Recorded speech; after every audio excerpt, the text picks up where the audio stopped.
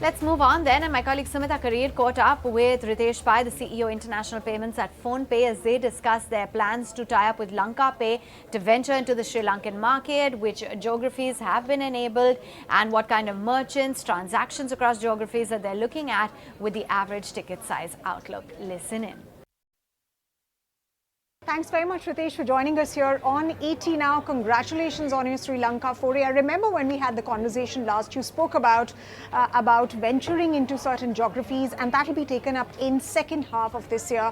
And it's not even the second half, and you've already ventured into one of those geographies. So congratulations for that. I want to understand from you in terms of the partnership route that you have taken to venture into the Sri Lankan market. If you could tell us the deal contours and how will it really function in terms of currency exchange and other features?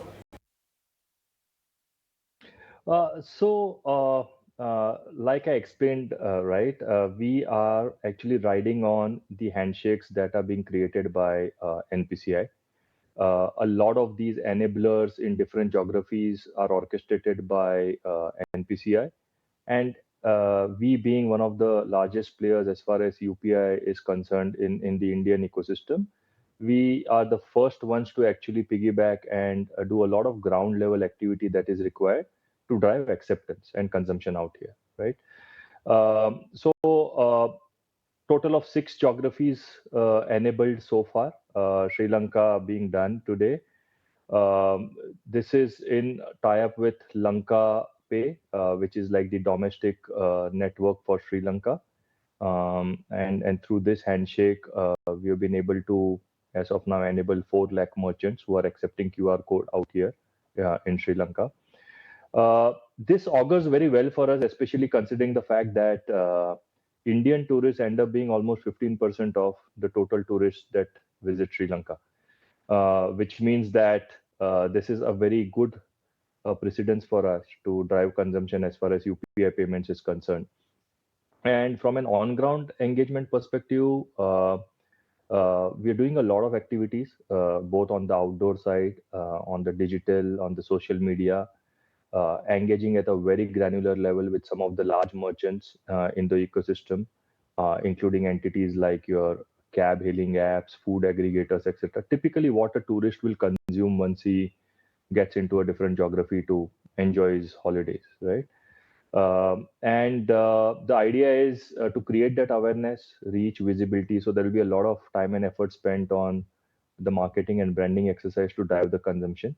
While the Indian app user is well aware of how it works because they are well versed with transacting on both a static as well as a dynamic QR, I think the merchants in different geographies are the one who require a bit of handholding. So that is the piece that we are currently working on. And I'm quite optimistic that given some of the data points that I mentioned to you about with regards to the percentage of Indian travelers visiting Sri Lanka and the kind of acceptance and the infrastructure that that Sri Lanka has created in the last 2 to 3 years, I think these are all very healthy signs that we will see a lot of traction happening on the UPI apps being used at merchant locations out here.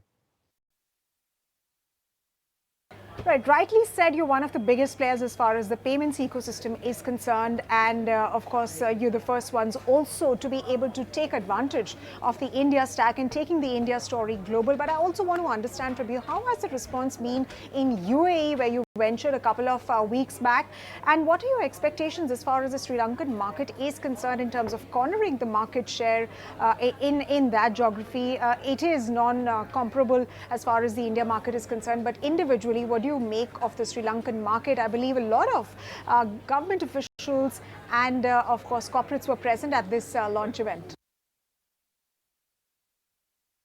I think the on-ground excitement is very much there, and there is enough and more data that suggests that the Indian outbound tourism, okay, by the year 2030 is almost going to reach a spend level of $410 billion, which is very sizable, considering that India is currently the third fastest growing as far as outbound tourism is concerned as a nation.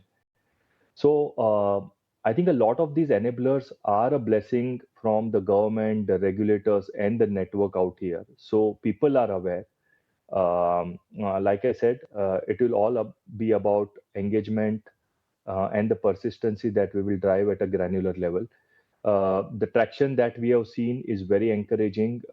We have personally engaged with a lot of merchant, high-end, large retail stores, um, including mom and pop stores as well.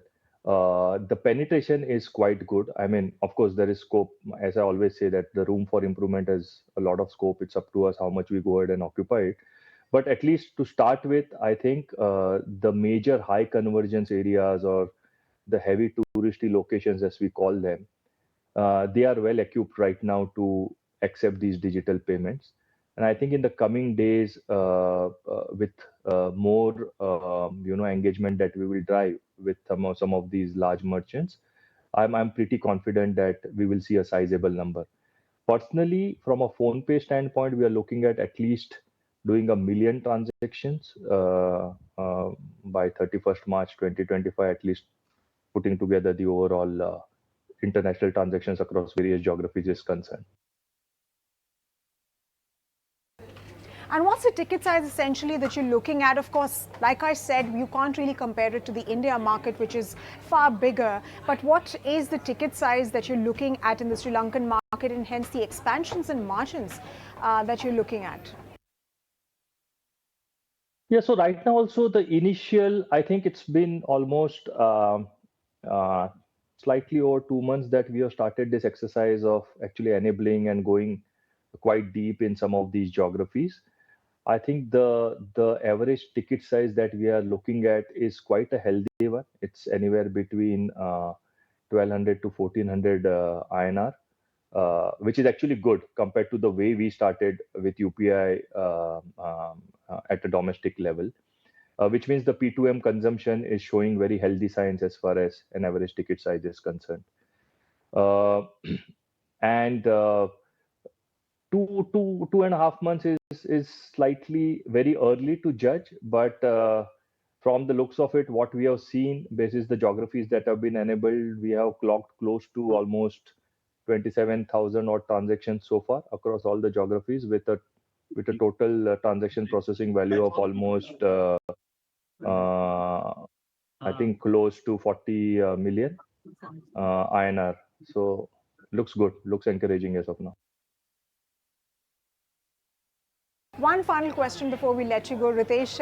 I mean, what really is PhonePe aiming at when it's looking at expansion into several geographies where NPCI is already present? I mean, PhonePe is one of the largest payment players in the country. You're also ventured into the app developer ecosystem. You also have your own separate Play Store. But what about the international markets? If you could give us some color on that and specifics in terms of numbers. Like I said, from an international standpoint, we are looking at a two-pronged approach, right? One is, of course, the proliferation of UPI that will happen, and the various verticals within UPI. One is, of course, downloading of those apps on international numbers where the NRE, NRO accounts get linked. The second is, of course, the inward remittances, which is again a sizable chunk because India being the highest receiver of inward remittances. Then, of course, our apps being used on the merchant locations internationally, and at some point of time, some of the international apps also being used on the merchant ecosystem in India. So this becomes one part of leveraging the existing infrastructure and generating revenue. Those are the price points that have been defined by the network, because NPCI is the one who will decide a lot of it, and there will be a certain percentage that will get divided between all the players.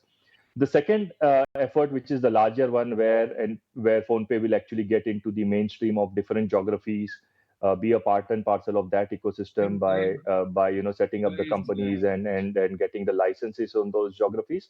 That is, like I said, work in progress. Honestly, a lot of these are unknowns because you never know how much time does it take to comply with some of the regulations and get the blessings from the regulator, and hence the hesitancy to give you a very confirmed answer around these. So a lot of this will only translate into value once I actually get the blessings to start the business. I mean, otherwise it will look like mere hallucination, right, from my side. So just want to be more realistic around. All right, that's one episode that you don't want to miss. Let's